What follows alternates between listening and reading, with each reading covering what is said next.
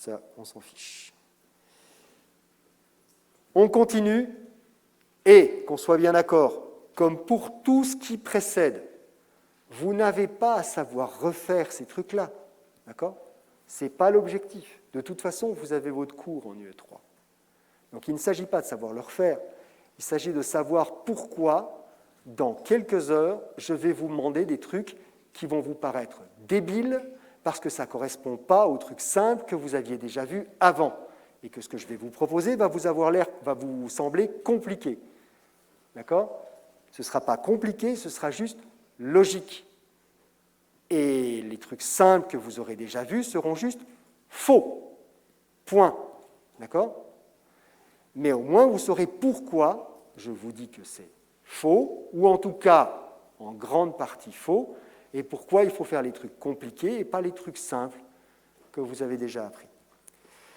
Donc, j'ai ma formule de Gibbs qui est ici. Si je la dérive, j'obtiens ça. C'est la même chose que tout à l'heure, hein, d'accord ? Donc, TS, ça fait TDS et SDT, c'est normal. C'est des règles de dérivation que vous êtes supposé connaître. Simplement, ce truc-là disparaît d'ores et déjà. Voilà, moi, c'est plus simple parce qu'on était isotherme. Donc, si on est dans des conditions isothermes, c'est qu'il n'y a pas de variation de température. Donc, c'est que dt est égal à 0. Boum, un terme qui part. Est-ce que je peux encore simplifier ça ? Oui. L'enthalpie, H, c'est la somme de l'énergie interne et du produit de la pression par le volume. C'est sa définition. D'accord ? C'est juste sa définition. C'est ça. Et si je dérive ce truc-là, je vais le retrouver avec un DU, c'est normal, et puis comme c'est le produit de P par V, je vais retrouver un PDV et un VDP. C'est la même chose que le TDS et le SDT de tout à l'heure. OK ? Normal.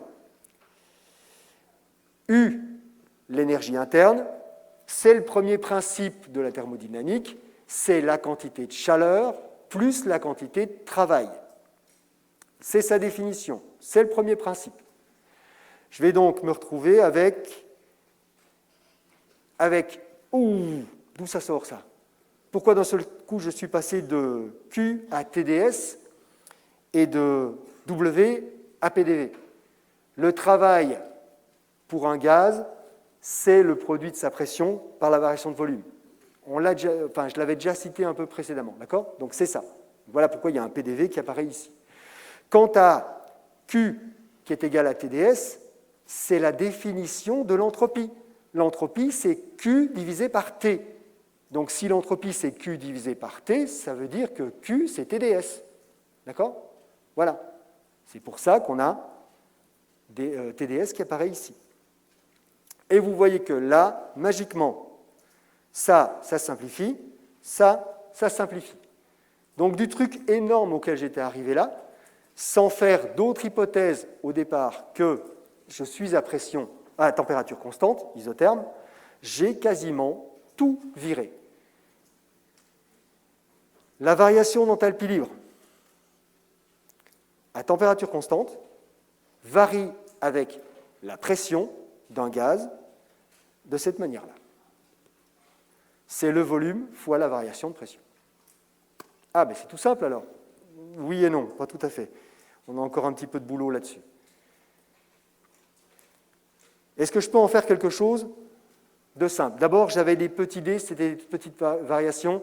Je voudrais des grandes variations, donc je fais apparaître mon intégrale, parce que pour l'instant, je ne pouvais rien en faire. Moi, je ne sais pas travailler à un niveau tellement infinitésimal que je ne peux rien mesurer. Donc, je mets à grande échelle une grande variation d'énergie de Gibbs. C'est l'intégrale entre la pression 1 et la pression 2. Oui, mais ça, je peux en faire quoi ? On a vu ensemble la loi des gaz parfaits. C'est juste un décalage dans le temps, c'est un bricolage, ça. D'accord ? Au lieu de prendre n'importe quelle pression 1, n'importe quelle pression 2, on fait toujours ça.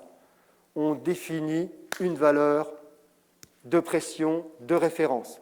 Donc le P0 que vous venez de voir apparaître ici, c'est la pression de référence. Et vous savez que la pression de référence, c'est 1 bar. 100 000 pascal. Donc entre la ligne numéro 2 et la ligne numéro 3, j'ai décidé que je prenais une valeur de référence. Donc Donc la valeur que je vais calculer, elle est par rapport à cette valeur de référence 1 bar. Bien. V m'embête. La variable, c'est P. Dans V, je ne vois pas P, mais si j'utilise PV égale NRT, je peux faire apparaître P. J'ai donc N qui ne dépend pas de la pression, R qui ne dépend pas de la pression, T qui ne dépend pas de la pression, que je peux sortir et intégrer 1 sur P par rapport à P. On l'a déjà fait tout à l'heure avec T, donc je ne redis pas pourquoi. Ça me fait P sur P0. La valeur de l'enthalpie libre d'un gaz parfait à température constante qui passe de la pression de référence à une pression quelconque, P, est calculable à partir de la formule qui se trouve ici. Ça sert à quelque chose? Pas encore. Il faut encore aller plus loin. Et en particulier, calculer ça pour un gaz pur, pour un corps pur, ça ne sert à rien, parce que de toute façon, on n'en a pas vraiment besoin, on n'est jamais dans ce cas-là. On doit le faire sur les mélanges. Et G est une cochonnerie, au sens où, un peu comme les volumes, ce n'est pas additif. On ne peut pas dire que la fonction G pour le composé A plus la fonction G pour le composé B plus le composé C, etc., etc. On a juste à les additionner quand on les met en mélange. Ce n'est pas vrai. D'accord ? Ce qu'on a le droit de faire, c'est ça. Dériver la fonction G par rapport à un composé, la remultiplier par la quantité et les additionner. Faire ce que je suis en train de décrire là, ce qui est écrit ici, ça s'appelle faire la somme des dérivées partielles. G n'est pas additif, mais la somme de ses dérivées partielles est égale à sa dérivée totale. Donc ça, j'ai le droit de le faire. C'est une propriété des fonctions d'état. C'est même quasiment leur définition, des fonctions d'état. G, on a le droit de le faire. Eh bien, ce machin qui se trouve là à l'intérieur, ça, la dérivée de la fonction G, par rapport au nombre de moles du composé qui m'intéresse. A, par exemple, mais aussi pour B, etc. On lui donne un nom, on l'appelle le potentiel chimique. Ce nu, je l'avais déjà fait apparaître quand on parlait de l'osmose. C'est ça, le moteur de l'osmose. Donc, le potentiel chimique, je résume, c'est la quantité d'énergie libre de Gibbs par mol d'un composé en particulier dans un mélange. Sachant que l'énergie de Gibbs, c'est une manière de calculer l'entropie du système, le potentiel chimique que vous avez là, c'est une mesure de l'entropie d'un composé dans un mélange. On en est là. Je le mets de côté, on va terminer sur cette diapo. Si le mélange est idéal, on a déjà vu un des mélanges idéaux, d'accord ? Les gaz parfaits en particulier sont des mélanges idéaux.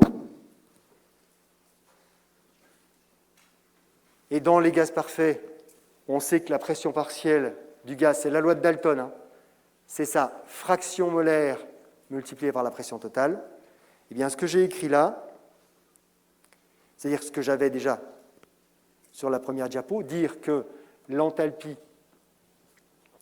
libre de Gibbs de ce composé dans le mélange, c'est écrit comme ça, c'est juste la reprise de la formule précédente. Si je la divise par n, déjà, je remplace sa pression partielle par XA, hein, voilà, XAP, ça c'est normal. Et si je divise par n, cette quantité divisée par n, c'est l'affinité, le potentiel chimique de ce composé. Et il s'écrit donc sous forme de l'enthalpie libre molaire, c'est le sens du petit m que vous avez là, 0 de référence, mesuré sous un bar quand le produit est pur. Il dépend de, vous le voyez, la pression à laquelle il est mesuré, c'est le terme RT log de P sur P0. C'est la pression à laquelle on se trouve. Plus la pureté du produit, puisque sa fraction molaire, c'est la pureté à laquelle se trouve le composé dans le mélange. Donc c'est juste, si c'est un composé pur, ça fait 1. Si c'est un composé très dilué, ça fera 0,0001. Enfin voilà, on rentre juste sa fraction molaire à l'intérieur et on peut le calculer. Et on s'arrête ici pour aujourd'hui. On est loin d'avoir fini, d'accord? Et oui, c'est compliqué. Et qu'on soit bien d'accord, ce que je suis en train de faire là, ce n'est pas pour que vous sachiez le faire. C'est pour qu'on arrive à quelque chose de logique dans vos têtes quand je vais exploiter les résultats de ça un peu plus loin. Merci de votre attention.